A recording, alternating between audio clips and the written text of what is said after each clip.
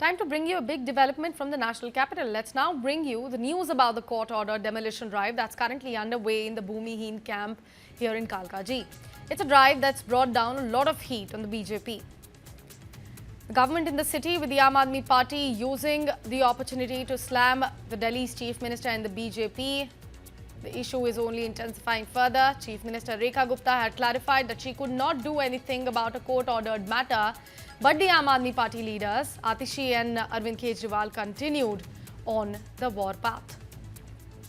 Illegal encroachments are being removed on DDA land. People had erected houses on this particular plot owned by the DDA for many years. They are being vacated today after being served several notices in the past couple of months. In fact, JCB machines are at the spot and a strong police presence has already been deployed to handle the law and order. Here's a detailed report on the same.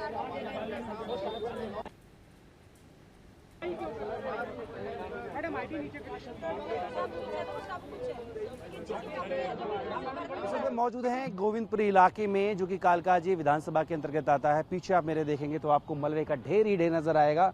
चेतन, एक बार तस्वीर दिखाइए। आपको अंदर जो है 5 से 6 JCB और bulldozer जो है वो कार्रवाई करते नजर आएंगे। दरअसल ये पूरा जो इलाका है ये यहाँ बसे भूमिहीन कैंप का है, जहाँ पर जो है बुलडोजर चलाया जा रहा है। बताया जा रहा है कि सुबह 5 बजे ही यहाँ पर जो डीडीए का दस्ता है वो पहुँच गया था। साथ में बिजली विभाग के अधिकारी, तमाम जो लोग हैं जो एक दस्ते का हिस्सा होते हैं वहाँ पहुँचे थे। अभी कार्रवाई क्यों हो रही है, इसके पीछे वजह बताई जा रही है कि पूरी सरकारी ज़मीन है और यहाँ पर जो लोग हैं उनको दूसरी जगह स्थापित भी कर दिया गया था, लेकिन उसके बावजूद लोग यहाँ पर रह रहे थे। हालांकि लोगों की शिकायत ये भी है कि जितनी झुग्गियाँ थी उतने लोगों को मकान नहीं दिया गया और ऐसे में उनको बगैर मकान दिए ही यहाँ से हटाने का काम किया जा रहा है।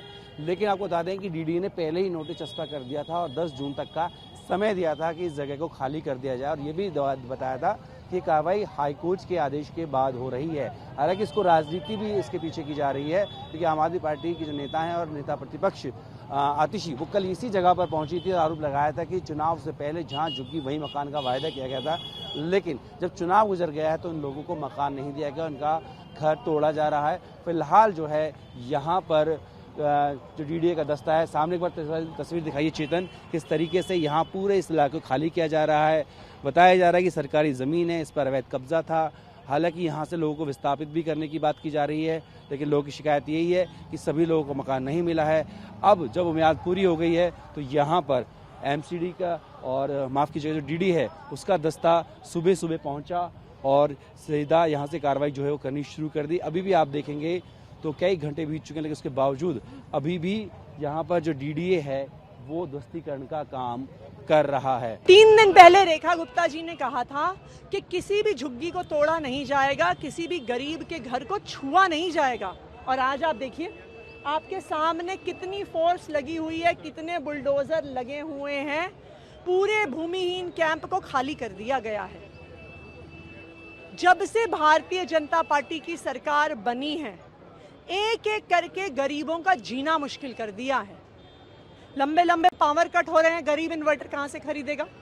बिजली का दाम बढ़ा दिया है, अब पानी का दाम बढ़ने वाला है, प्राइवेट स्कूलों की फीस बढ़ रही है, गरीबों के घरों को तोड़ा जा रहा है। भूमिहीन कैंप के निवासी यहाँ पे 20 साल, 30 साल, 40 साल से रह रहे हैं।